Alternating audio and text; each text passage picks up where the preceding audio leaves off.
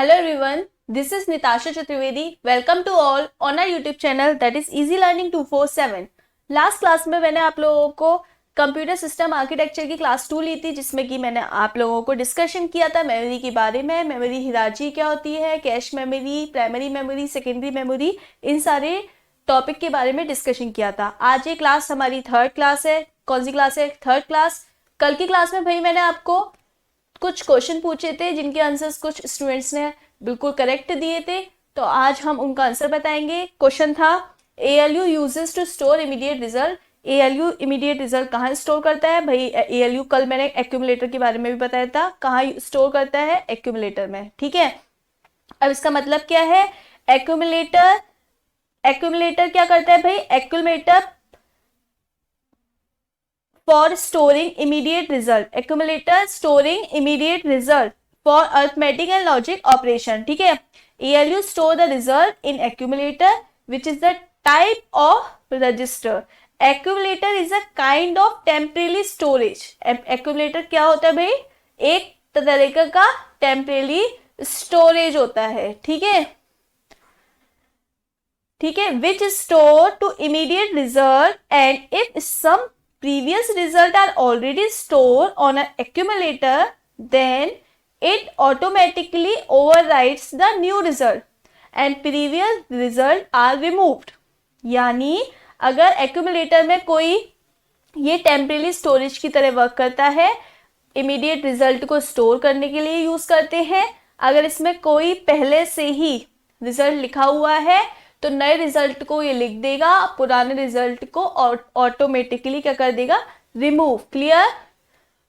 अगला क्वेश्चन कल मैंने पूछा था भाई, जिन्होंने भाई लास्ट वीडियो नहीं देखी है वो लोग I request please last video देख लें। वीडियो का लिंक डिस्क्रिप्शन बॉक्स में दिया हुआ है।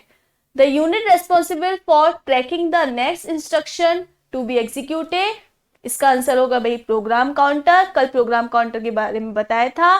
प्रोग्राम काउंटर क्या करता है भाई? ये हमारे सपोज ये एड्रेस है तो ये 0 1 2 3 4।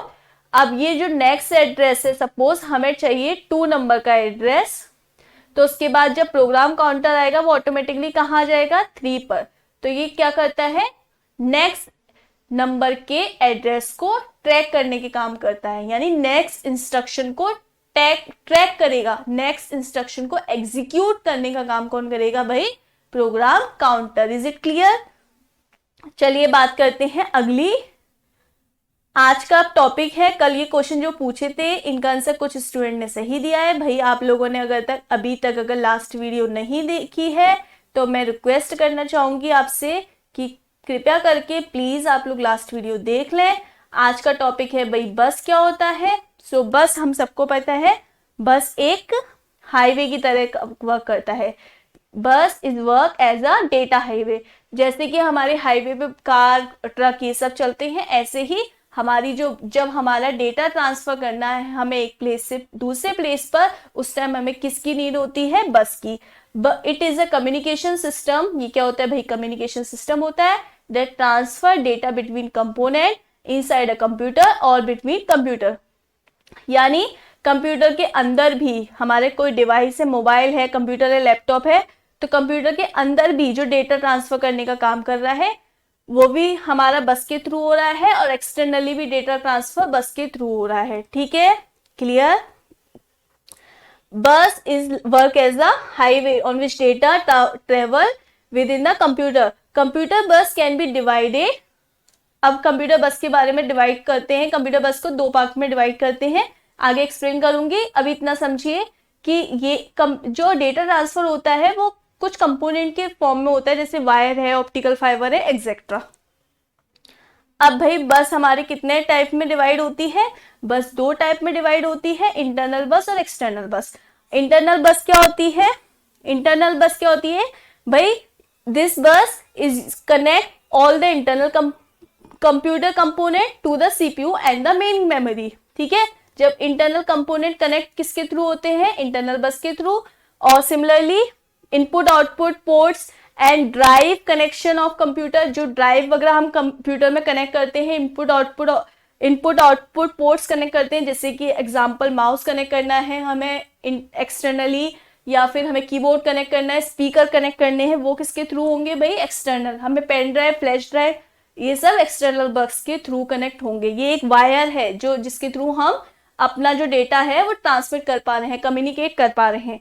अब एक्सटर्नल बस को अगेन कुछ पार्ट में डिवाइड किया गया है। देखिए यहां से समझते हैं। एक्सटर्नल बस को अगेन कनेक्ट किया गया है 3 पार्ट में। First one is a data bus, second one is a address bus, third one is a control bus. Clear? अब भाई जो डेटा बस होता है इसमें क्या होता है? डेटा ट्रांसफर के लिए जब हमें डेटा ट्रांसफर करना हो तो एड्रेस बस में, जैसे कि मुझे डेटा ट्रांसफर करना है सीपीयू में, अपने कीबोर्ड से कुछ डेटा टाइप करना है सीपीयू में। अब सीपीयू से प्रोसेस करेगा और प्रोसेस करके हमारा एड्रेस बस में देगा और फिर कंट्रोल बस से कम्युनिकेट, कोऑर्डिनेट करने का काम कौन करता है? कंट्रोल बस।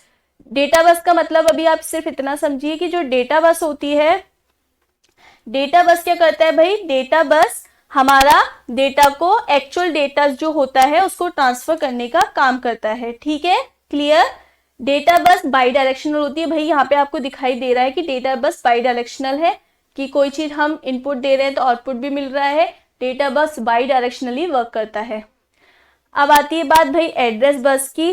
तो एड्रेस बस क्या करता है? Address bus transfer information about where the data should go. Data कहाँ जाएगा वो एड्रेस बस के थ्रू होगा। अब देखिए एड्रेस बस से यहाँ पर हमारी मेमोरी कनेक्ट है और ठीक है, एड्रेस बस से हमारी मेमोरी कनेक्ट है।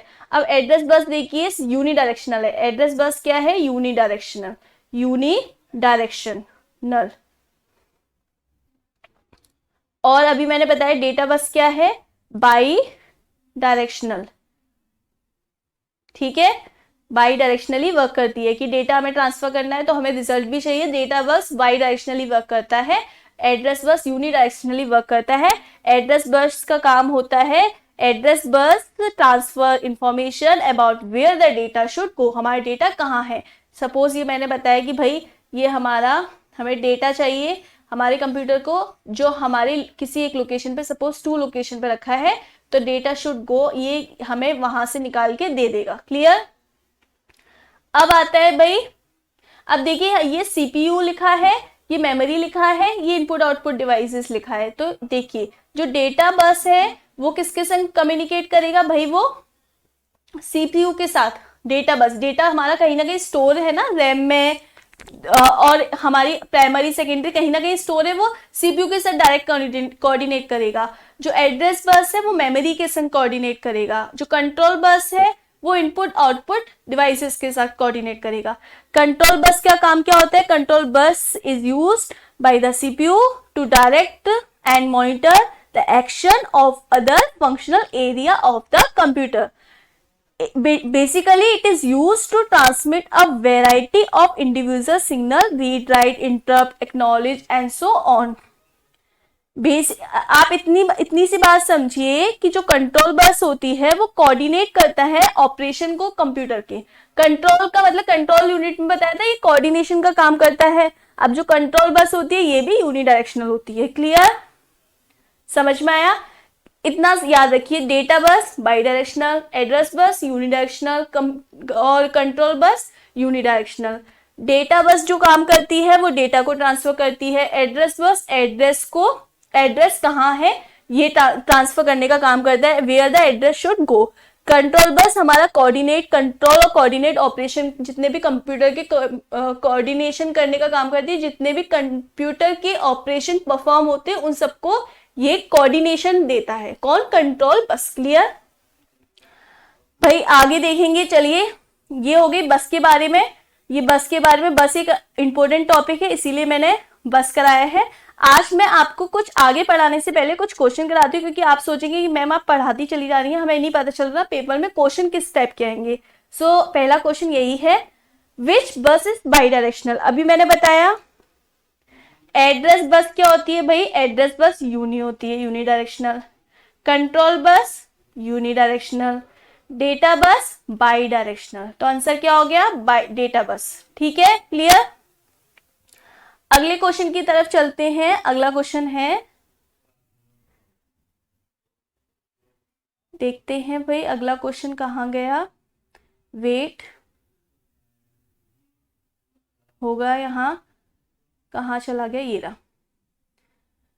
अगला क्वेश्चन है which of the following component of CPU is responsible to direct the system to execute instruction. Which of the following component, कौन सा कंपोनेंट है सीपीयू का, इज रिस्पॉन्सिबल, जो रिस्पॉन्सिबल है to direct the system to execute instruction. भाई देखिए, अब मैं आप लोगों का आंसर बता रही हूँ, लेकिन आप लोग जल्दी से पढ़ के कमेंट सेक्शन में बताया करिए, जिससे कि आपकी भी स्पीड इंक्रीज हो, कि आपको ये आंसर पता है नहीं पता है, ये एक कॉन्फिडेंस डेवलप हो। ठीक है, तो विच ऑफ द फॉलोइंग कंपोनेंट, कौन से कंपोनेंट है किसके, सीपीयू के, किसके, सीपीयू के, जो डायरेक्ट सिस्टम एग्जीक्यूट करने के लिए रेस्पॉन्सिबल है। कल हम बात कर चुके थे कौन ऑपरेशन होते हैं भाई, कंट्रोल यूनिट होती है।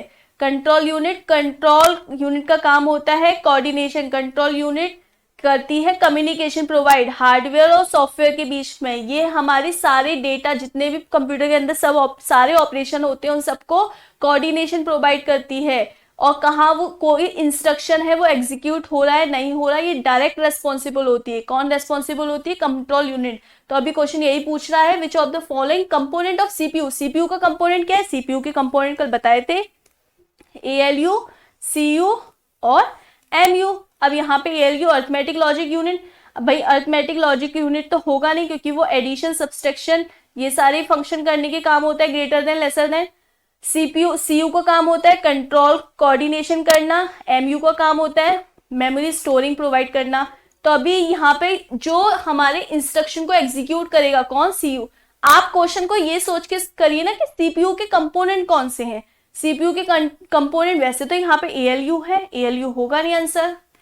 ठीक है, रजिस्टर्स होगा नहीं क्योंकि स्टोरिंग का काम कर रहा है, रैंडम एक्सेस मेमोरी स्टोरिंग का काम कर रहा है, तो बचा कौन, सीयू। आप ऐसे करके भी क्वेश्चन को सॉल्व कर सकते हैं, बाकी सारे ऑप्शन को एलिमिनेशन मेथड के द्वारा। ठीक है, अगला क्वेश्चन देखते हैं। चलिए अगला क्वेश्चन है which type of addressing mode less number of memory reference are required. भाई ये एड्रेसिंग वाला टॉपिक हम लोग कल कर लेंगे, सिर्फ अभी मैं इसका आंसर बताना चाहूंगी कि इसका आंसर क्या है। भाई आंसर है इमीडिएट एड्रेसिंग। कौन सा आंसर है, इमीडिएट एड्रेसिंग। ठीक है, और ये वाला टॉपिक हम लोग कल कर लेंगे, क्वेश्चन मैंने आज आपको बता दिया इसका।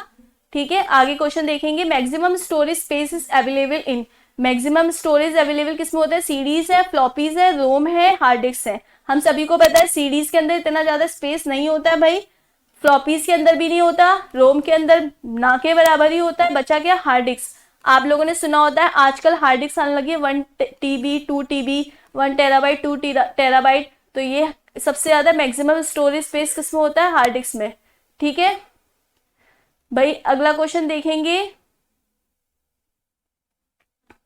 Just have a wait.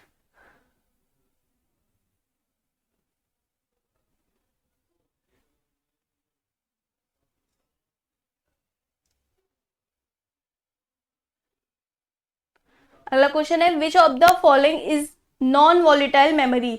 इसमें से कौन सी मेमोरी नॉन वॉलेटाइल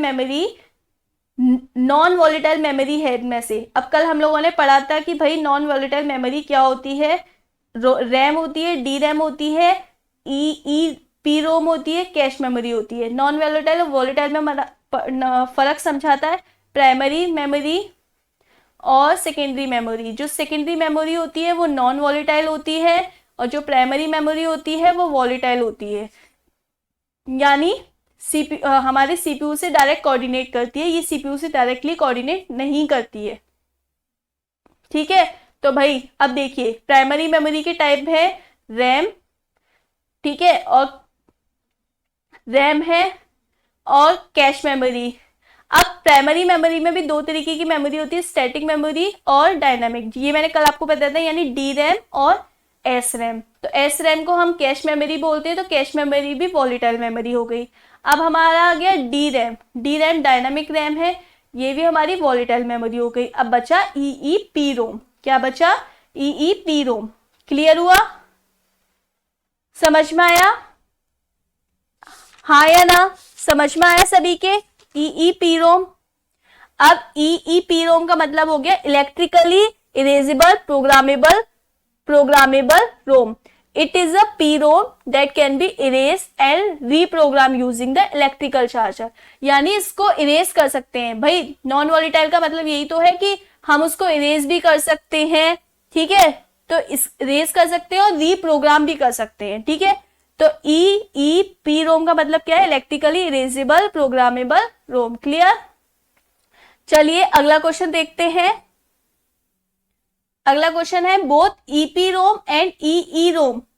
बोथ एक सेकेंड, पता नहीं लैपटॉप में क्या हो रहा है, आई थिंक हैंग प्रॉब्लम हो रही है. देखिए भाई, बोथ EPROM और EEROM आर, बोथ EPROM और EEROM क्या है? Random access memory. Both EEROM और EPROM are the type of, किसके टाइप है ये टाइप है हमारे रैंडम एक्सेस मेमोरी के, ठीक है भाई. अब ये क्यों है? बेसिकली क्या होता है, data in ROM can be access randomly and hence EPROM and EEROM are random access memory. मतलब रैंडम एक्सेस मेमोरी के ही एक तरह से ये टाइप है, क्योंकि रैंडम एक्सेस मेमोरी में हम डेटा को रैंडमली ले रहे हैं. अगर नहीं समझ पाए ये याद रखिएगा भाई, सिक्वेंशियल एक्सेस मेमोरी तो होगा नहीं, वॉलेटाइल मेमोरी होगा नहीं, डिस्ट्रक्टिव मेमोरी होगा नहीं, बचा रैंडम एक्सेस मेमोरी. क्लियर? क्योंकि EPROM is an erasable programmable read only memory. Erasable, E means erasable, P means programmable और ROM मीन्स तो read only memory. And it is a non-volatile memory. That means its data will be retained even when the power is turned off. Clear? EEPROM means electrical erasable programmable read-only memory is a user modifiable read-only memory that can be erased and reprogrammed repeatedly through the application of higher than normal electrical voltage. It means आप ये बात समझिए कि ये दोनों जो होंगे वो बोथ रैंडम एक्सेस मेमोरी के टाइप होंगे, क्योंकि EPROM का मतलब होता है erasable programmable read only memory और EEPROM का मतलब होता है इलेक्ट्रिकल इरेजेबल. E का मतलब इलेक्ट्रिकल, E का मतलब इलेक्ट्रिकल, फिर दूसरे E का मतलब हो गया erasable programmable read only memory, ठीक है. और ये क्या होता है भाई, ये इरेजेबल होता है और रीप्रोग्राम होता है, जैसे कि भी मैंने पहले बताया था. और ये पावर, और ये वाला जो होता है EPROM, ये होता है erasable programmable read only memory. Clear? इनको इरेज कर सकते हैं, दोबारा से रीप्रोग्राम कर सकते हैं. और ये क्या होते हैं भाई, क्योंकि ये हम इनको रैंडमली डेटा ट्रांसफर कर सकते, रैंडमली यूज करते हैं, इसीलिए ये रैम के ही एक तरह से टाइप माने जाते हैं. EPROM and EEROM are random access memory. ROM is a read only memory and RAM is a random access memory, but both are the random access memory. ये याद रखना, ये क्वेश्चन इंपॉर्टेंट है. क्लियर? ये सारी चीजें प्रीवियसली किसी ना किसी एग्जाम में पूछी जा सकती हैं, वो भी आपके PGT लेवल के एग्जाम्स में. अगर आपको इस तरीके के क्वेश्चन सीरीज चाहिए, आपको PGT कंप्यूटर साइंस का सिलेबस चाहिए, PGT कंप्यूटर साइंस की स्टार्टिंग से एक बेसिक से एडवांस तक आपको क्लासेस लेनी है, तो इसी चैनल पर जुड़े रहिए, बेल आइकन पर क्लिक कर दीजिए ताकि आपको लेटेस्ट अपडेट मिलते रहे. चैनल को सब्सक्राइब कर लीजिए अगर आपने अभी तक चैनल को सब्सक्राइब नहीं किया. वीडियो अच्छा लगा तो लाइक करिए, और बाकी का डिस्कशन हम कल की क्लास में करेंगे. Thank you so much. Good night.